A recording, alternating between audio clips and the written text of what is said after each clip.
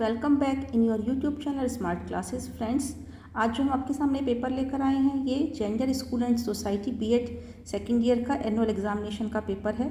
यह CCS university Meerut का paper है जो जून 2019 में हुआ था। ये पेपर आपको एक आउटलुक दे देगा कि पेपर किस तरह का आपका आने वाला है। लगभग इसी तरह का पेपर आपका आने वाला है। पेपर आपका 3 आवर्स का रहेगा। मार्क्स आपके मैक्सिमम 40 नंबर रहेंगे। ठीक है, 10 नंबर आपके इंटरनल हैं, ये 40 नंबर एक्सटर्नल हैं।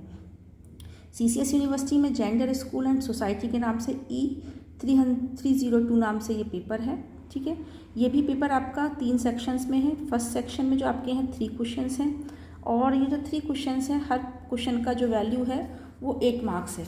ठीक है, इस तरह से हाँ आपको ये 3 क्वेश्चंस करने। पहला क्वेश्चन उन्होंने पूछा है लैंगिक सशक्तिकरण क्या है, महिला सशक्तिकरण के अर्थ की विवेचना कीजिए। ठीक है, 8 नंबर का क्वेश्चन है।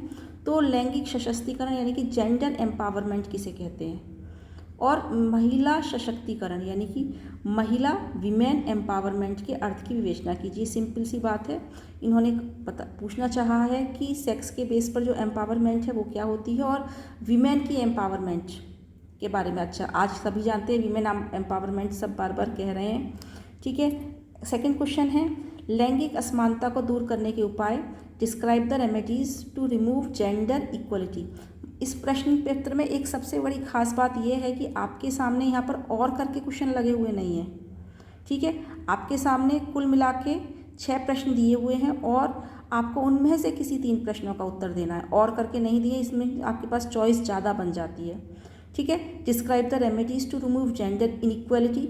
जो जेंडर इनइक्वालिटी यानी कि लैंगिक असमानता है, लड़की और लड़कियों में जो असमानता है उसको दूर करने के क्या उपाय बनाएंगे। कॉमन क्वेश्चन है, आप खुद से भी लिख सकते हैं। दहेज प्रथा क्या है, 9th क्लास से ही आप इस पर ऐसे लिखते आ रहे हैं। कारण दुष्प्रभाव निराकरण के उपाय कीजिए। हाँ, व्हाट इज डाउरी सिस्टम, बहुत ईजी क्वेश्चन है। 9th क्लास में मुझे अच्छे से ध्यान है, जब हिंदी में निबंध लिखने को आता था, इंग्लिश में निबंध लिखने को आता था, डाउरी है, साइंस है, इस तरह के क्वेश्चन बहुत ऐसे बहुत याद किए जाते थे। सेम उसी तरह से है। Evaluate in detail the development of education for disabled, विकलांगों के की शिक्षा के विकास का। हाँ, सिंपल सा ये जो अगर क्वेश्चन देखा जाए तो इंक्लूसिव एजुकेशन में आपने बहुत अच्छे से पूरी किताब में यही सब पढ़ा है। नेक्स्ट क्वेश्चन है शैक्षिक हस्तक्षेप के लिए 4 नारीवादी दृष्टिकोणों की विवेचना कीजिए। जो फेमिनिस्टिक अप्रोच है उसके बारे में आपको लिखना है।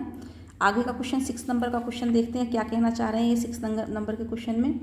हिंसा रोकने के में प्रिंट और इलेक्ट्रॉनिक मीडिया की भूमिका को स्पष्ट कीजिए। Print media and electronic media, जो आपको मास मीडिया भी जिसे बोलते हैं, वो हमारा वायलेंस कैसे रोक सकता है, क्योंकि आज हम देश में हर जगह हिंसा है। अगर देखा जाए तो हिंसा इनसे बढ़ती भी है तो इनसे रोकी भी जा सकती है। ठीक है, आपके खुद के व्यूज़ आने हैं यहाँ पर। सेकंड सेक्शन आपके लिए बहुत इजी है। 8 प्रश्नों में से यहाँ भी आपको सिर्फ 4 क्वेश्चन करने हैं। ठीक है, 8 क्वेश्चन हैं, ये देखिए 8 क्वेश्चन हैं। 8 क्वेश्चन में से आपको सिर्फ 4 क्वेश्चन करने हैं और 2 नंबर का 2 नंबर का 1 क्वेश्चन है। ठीक है, क्या पूछा है, जेंडर स्टीरियोटाइप क्या होता है। जेंडर स्टीरियोटाइप यानी कि जेंडर रूढ़िवादिता क्या होती है। ठीक है, अगला क्वेश्चन है परिवर्तन एजेंट के रूप में शिक्षक की संक्षिप्त विवेचना कीजिए। वर्तमान युग में नारी के निर्णय निर्माण की संक्षिप्त विवेचना कीजिए। निर्णय निर्माण यानी कि जो विमेन है वो कैसे डिसीजन मेकिंग बन सकती है। आज की युग में अगर हम देखते हैं तो जो नारी है वो बहुत ज़्यादा पहले की तरह निर्बल नहीं है। हर क्षेत्र में वो अपना 100% दे रही है, हर क्षेत्र में वो आगे बढ़ रही है। तो इस समय उसकी क्या है, ठीक है, वो आपको लिखना है। अगला है describe the role of school for gendered socialization. Gendered socialization लैंगिकृत सामाजिकरण में विद्यालय का क्या रोल हो सकता है, यानी कि विद्यालय को किसी भी लिंग के आधार पर कि स्त्रीलिंग मतलब बालक बालिका में किसी तरह का भेद नहीं करना चाहिए। इस समय स्कूल का क्या रोल है। कार्यस्थल पर यौन उत्पीड़न से अपने विचार व्यक्त कीजिए। ठीक है, सेक्सुअल हैरेसमेंट होता है वर्क प्लेस पर, ज़्यादातर इस बारे में आवाज़ नहीं उठाई जाती, लेकिन आज ऐसा नहीं है। आज काफ़ी स्थानों पर इसके, लेकिन फिर भी काफ़ी लोग चुप बैठ जाते हैं कि इससे बदनामी होगी। हाँ, तो सिंपल है, इसमें आपके सिर्फ व्यूज़ जानने हैं एग्जामिनर को। ठीक है, आगे चलते हैं। बालकों में भाषा सीखने की प्रक्रिया को संक्षेप में लिखिए। भाषा सीखने की कैसे सीखता है। ठीक है, लैंग्वेज लर्निंग प्रोसेस क्या है, सबसे पहले वो कौन से शब्द बोलता है, उसके बाद वो क्या बोलता है। अगला 13 नंबर का क्वेश्चन हम देखते हैं। Describe the remedies to remove the gender bias. जो जेंडर बाइस है, जेंडर में जो विभेदीकरण मतलब जो वो होता है, क्या कहते हैं, भेदभाव होता है, हाँ, उसकी समाप्ति के उपाय। बचपन से ही ज़्यादातर घरों में आज भी जेंडर विभेदीकरण किया जाता है, लड़कों को ज़्यादा प्रेम किया जाता है लड़कियों के मुकाबले। तो बहुत सारे बच्चे आज भी इस चीज़ से सफ़र, लड़कियां बहुत सारी अभी भी इस चीज़ से सफ़र करती हैं परिवार में।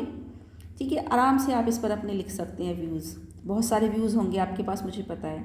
नेक्स्ट क्वेश्चन है, discuss portrayal of women in newspaper and magazines with examples. तो क्या करना है, समाचार पत्र और मैगजीन में महिलाओं के प्रस्तुतिकरण के उदाहरण, जो भी मैथनाइज किस तरह से प्रस्तुतिकरण के उदाहरण, उनको प्रस्तुतिकरण के उदाहरण सहित विवेचना करनी है। अगला क्वेश्चन सेक्शन सी में पहुंच जाता है। सेक्शन सी में जो आपके क्वेश्चंस आने वाले हैं, 8 प्रश्न हैं, 10 में से आपको 8 करने हैं, हर क्वेश्चन का नंबर 1 है। तो 8 को जब 8 के 8 आपके सही आएंगे तो यहाँ पर आपका कोई भी एक नंबर नहीं काट सकता है। सिंपल से बहुत क्वेश्चन है। लिंग से आप क्या समझते हैं, what do you understand by gender. हाँ, रेडिकल नारीवाद क्या है, उग्र नारीवाद क्या है, जिसमें नारी को ही बहुत ज़्यादा, नारी की ही भरबात को सुनी जाती है। फिर अगला क्वेश्चन है, स्ट्रक्चरल थ्योरी क्या है। हाँ, उसका केवल सार लिखिए, मीनिंग 1-2-3 लाइन में, आपको सिर्फ 2 लाइन में, 1 लाइन में मीनिंग लिखना, जिस लिखना है उसका सिर्फ। कन्या शिशु हत्या क्या है, फीमेल इनफेंटिसाइड, सभी जानते हैं कन्या भ्रूण हत्या, बच्चे का जब लिंग में ही पहले जन्म होने से पहले ही अल्ट्रासाउंड करा के पता लगा लिया जाता है और उसको जब वो बिल्कुल जन्म लेने से पहले ही मार दिया जाता है। कन्या शिशु हत्या, या फिर जन्म के पश्चात भी लड़कियों को मार दिया। आज भी हमारे देश में ऐसे कितने ही स्टेट हैं जहाँ पर बच्ची को जन्म लेते ही मार दिया जाता है। अगला देखते हैं क्या कहते हैं ये, बेमेल को बाहर निकालिए। क्या है बेमेल, ग्रुप डिस्कशन, सेमिनार, सिंपोजियम और विज्ञापन में महिलाओं का प्रस्तुतिकरण, इनमें से कौन सा बेमेल है। ऑड वन को आउट करना है। तो सामूहिक विचार विमर्श, डिस्कशन, सेमिनार और सिंपोजियम एक ही चीज़ लगभग है, लेकिन विज्ञापन में महिलाओं का प्रस्तुतिकरण ये थोड़ा सा डिफरेंट थिंग्स है, एडवर्टाइजमेंट आ गया। बच्चों से संबंधित एक नियम का वर्णन कीजिए। ठीक है, अगला है write two suggestions for removing child marriage. ठीक है, बाल विवाह को आप कैसे रोक सकते हैं, इसके लिए 2 सुझाव दीजिए। घरेलू हिंसा के 2 प्रमुख कारण लिखिए। सिंपल क्वेश्चन है सब।